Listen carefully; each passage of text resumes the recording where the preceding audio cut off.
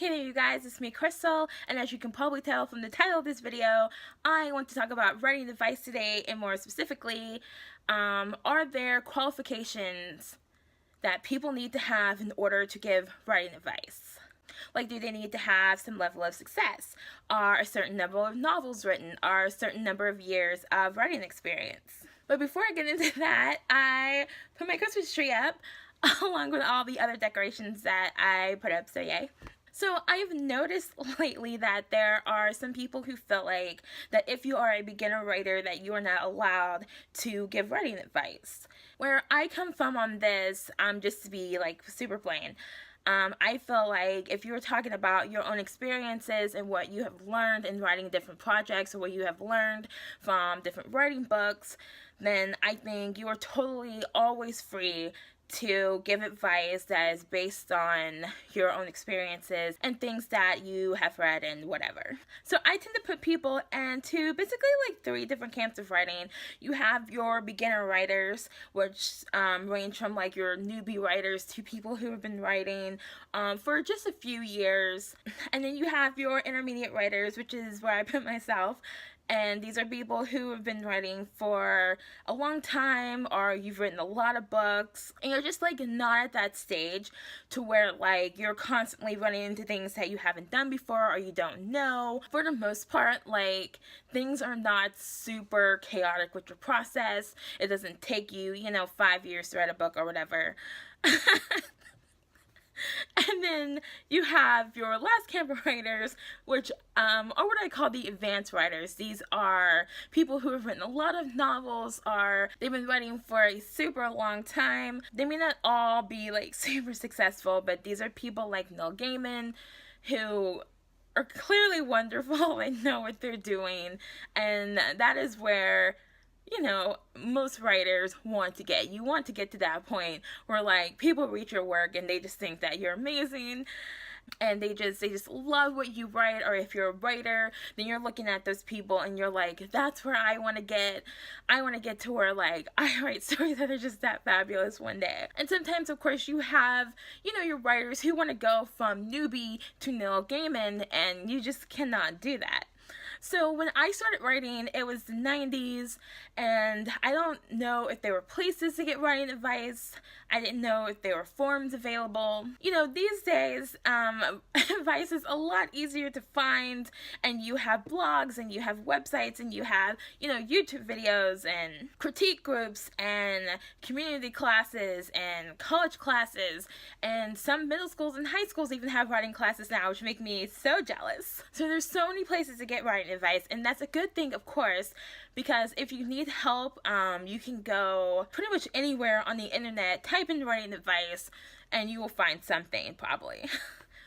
The bad thing is, of course, is that not all those people know what they're talking about, and not all those people want to give out advice that is free. You have a lot of people who want to sell like these writing course packages, and all the information and their writing course package is available on somebody's blog for free or on somebody's YouTube channel for free. That's not to say that you can't benefit from buying somebody's, writing course, but it's not necessary to grow as a writer or to become a better writer. A lot of writers, especially, like your Stephen Kings and your Neil Gaimans and your Anne Rices and your J.K. Rowlands, they learn through experience. They learn by writing a book and then writing another book and then another book and then another book and on and on and on. And that is, of course, how I learned to write. I would write a story, and then I would read a book, and I would compare my story to that book and see, wow, I suck. So then I would write another book, and then I would read another book, and then I would still be like, wow, I still suck, and this went on for years. And I did finally get to a place where I can write a book and then read a book and then like stop wanting to trash everything I write, so that's good. So I've mentioned in a previous video, I'm sure, that I blog about my writing journey, and some of those posts are like writing advice posts. And I've always kind of felt like it was okay for me to have posts like that because I was talking about like my experiences and what I've learned. You have different kind of writers. You have writers who, they sit down, they write their first novel at 19 and it's amazing. And you have people like me who we sit down and write our first novel at 12 and it's terrible. So clearly I'm not one of those writers who I wrote a book and it's published and it's amazing. No, the first book that I put out into the world was not my first novel or my second novel or even my 10th novel. It was my 19th novel, and not just my 19th novel, it was the 19th one that I have finished. And I actually have a mini mountain of partially finished stuff. I have an entire shelf of composition books that is just old stories. A lot of them are unfinished, and that's not even all of them, because sometimes you're crazy or maybe I'm just crazy, and you write something and it's so bad that you tear it in half and you throw it away. That's what happened to my second novel attempt.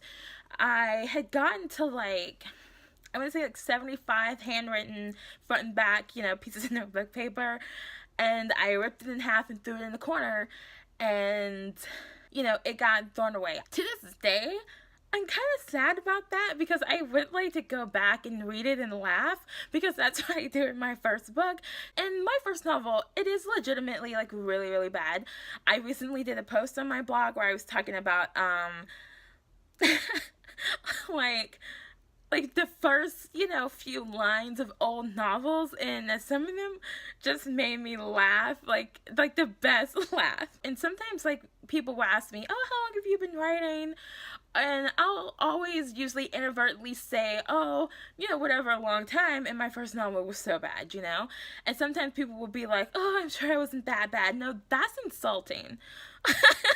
I know they're trying to be nice, but it's no, I literally start the story with the alarm clock going off, and it's literally beep, beep, beep. I open my eyes, I turn off the alarm clock, I get out of bed. That's literally how I start the book. It's so funny. If you're a writer and you've written stuff, and you've written bad stuff, and it's just hilarious. And some people get embarrassed by their early writing attempts, but it's look how much you've grown. We've come so far. But anyway, that said, on my blog, I don't talk about things that I have not experienced. So I would not, for example, say how to become a #1 Amazon best-selling writer, on my blog. Because yeah, I can go and read about somebody else's, and maybe I can even talk about, that other person's blog and link back to it so people can read it and learn from it or whatever. But I personally would not give that advice, because I have no idea what I was talking about, right?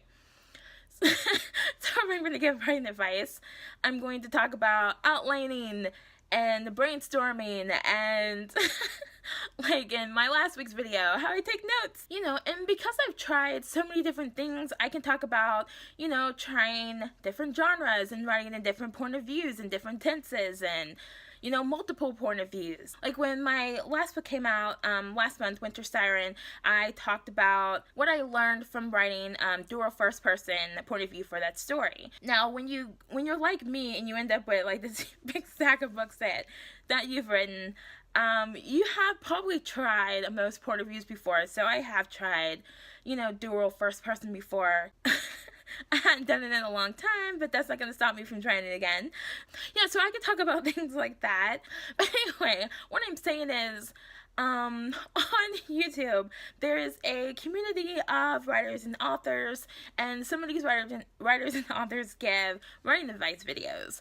A lot of those videos are geared towards new writers and beginner writers. Now, I still watch some of these videos, even though, like I said, I consider myself to be an intermediate writer, and that's because just because somebody is a beginner writer doesn't mean that I can't learn something from them, because even though they're at a beginner stage, they may read something that I've never seen before. But anyway, before this video just gets too long, Basically what I'm saying is I feel like anyone can give writing advice, but it is my opinion that people should stick to what they actually know. And I know it's difficult, especially with people, when you're given writing advice or any kind of advice. A lot of time you'll have people, asking you for more advice, and a lot of people want to be helpful, but it's kind of like if you don't understand something, it's very, very difficult for you to be able to teach somebody else that same thing. So there's this quote by, I think it's Albert Einstein,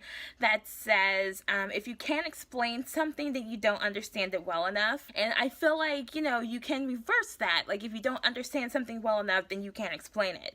Part of my blog and why I like to document things is that sometimes I like to go back, and I've been blogging about 5 years, and so sometimes, I like to go back and read an old post, and it makes me feel better because I'm like, actually, you've gone through this before. You've had like a book that you're writing on, and you get towards the end of it and you start freaking out. This has happened before. But yeah, so I just feel like if somebody doesn't understand something well enough, then when they explain it, like there's just something hollow about it, and there's something unsatisfying about it, and there's just something that's just that all the dots are just not connecting like they need to connect. And like sometimes I'm watching the writing advice video and I'm like, I go off on a tangent, to myself. Like, I don't like get in the comment section and like go off on a tangent. But like I'll go off on the tangent because I'm like, no. And like the biggest problem I have with people giving advice sometimes is that they speak in absolutes. Like they say, this is the way you do things, and I'm more of a like, that's the way you do things, and this is the way I do things, and there is no like right answer. It's creativity, and it's writing, and I just feel like there are no rules, right? You can just do whatever you want. It doesn't mean anybody's gonna like it. But when it comes to giving writing advice, no, stick with what you know, because like the advice is just not great, and sometimes like people are not explaining it right, and the way they're explaining it, like it just like makes no sense at all. And I'm like, I can kind of put the pieces together because, like I said, I'm in an intermediate lane, and I know what they're trying to say, but I was like, man, if I didn't know what I was doing, that would not be helpful at all. And so sometimes I'm like, well, as an intermediate writer, should I be making writing advice videos? Because I could probably help some people because I've been writing for 20 years or whatever. But at the same time, I'm just like, there's so many people giving advice, and I'm like, I just don't feel like I also need to be given advice. I kind of wanted to do a YouTube channel because I thought it would be fun, and then I could do fun show and telling like things like book hauls, and I could do things that like I don't want to bother, my blogging audience with. I can talk about movies and stuff. But, I like to talk, and I just thought it would be, like, super fun. So, yeah, I'm going to close with the Einstein quote, because that's a good place to close, and it just kind of sums up, kind of what I'm thinking or whatever. So, I will see you guys in another video, and I don't know, maybe this was entertaining or whatever, and, yeah, so, bye.